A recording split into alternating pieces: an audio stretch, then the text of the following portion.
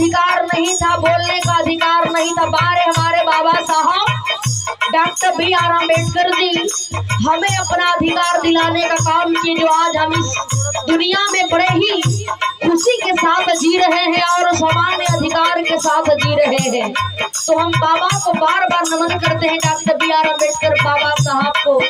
यदि आप नहीं होते तो हमारे जीवन का क्या होता। इसीलिए कहना है अम्बेडकर महान बाबा जगत के शाहजहां भाई।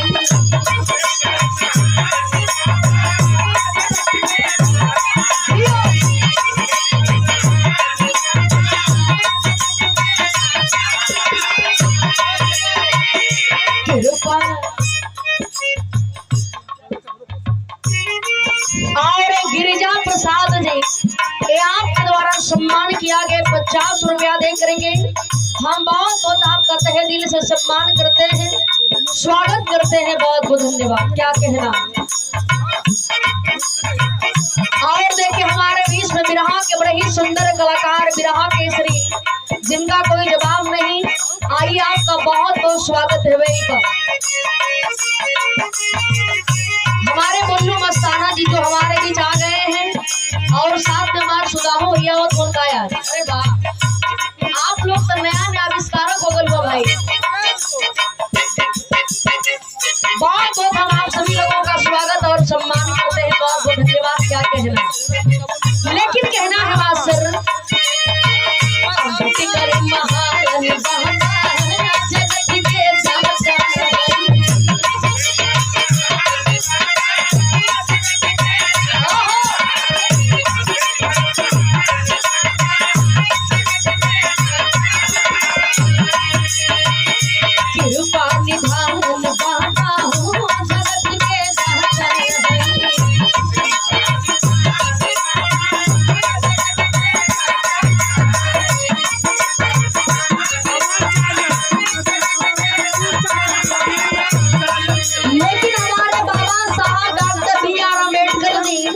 हमारे लिए और आपके लिए क्या क्या किए हैं आप मेरी अंतरा से शुरुआत बा।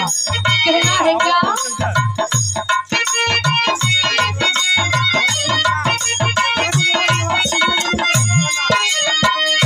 दलित के लड़के लड़ाई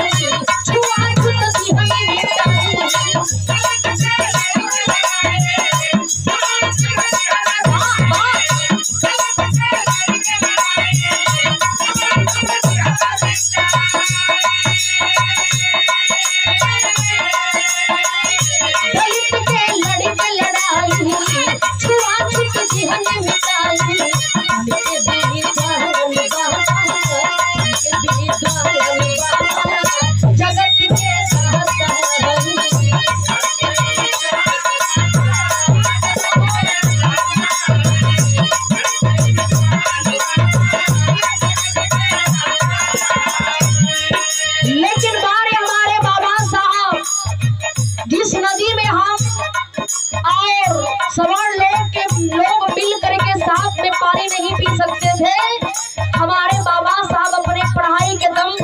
शिक्षा के बल पर हमें उतना कामयाब बनाने का काम किए कि आज हम सामान्य अधिकार पा करके चल रहे हैं। गौर करिएगा हमारे बाबा साहब कहे हैं कि शिक्षित बनो, संगठित बनो और संघर्ष करो। और जो इंसान के जीवन में संघर्ष नहीं है वो इंसान का जीवन एक पशु के समान माना गया है बाबू। तो हमारे बाबा साहब, यदि हमारे बाबा साहब नहीं होते तो हमारे और आपके जीवन का क्या होता। कितनी कठिनाई झेल करके हमें और आपको यहाँ तक पहुँचाने का काम किए हैं हमारे बाबा साहब। हम उनका कितना हो गुणगान कर ले लेकिन कम है। जिस समय हमारे बाबा साहब को पढ़ने का अधिकार नहीं था, जो स्कूल के अंदर बैठ करके नहीं बल्कि खिड़की के पास जा करके बैठ करके और इतनी सारी डिग्रियां प्राप्त करके और हमें और आपको अधिकार दिलाने का काम किए। तो अगली लाइन में कहना है क्या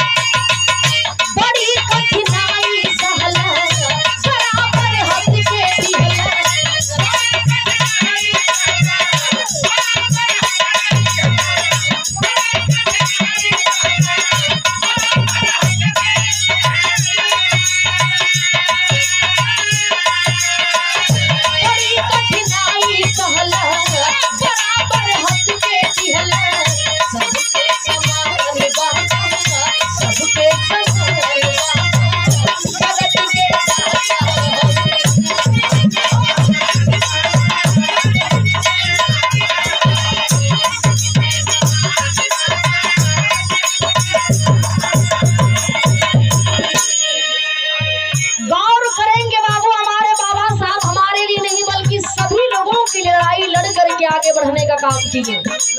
बाबा साहब कहे हैं कि शिक्षा में बहुत बड़ा दम है और शिक्षा एक ऐसी शेरनी का दूध है जो जितना पिएगा उतना दहाड़ने का काम करेगा।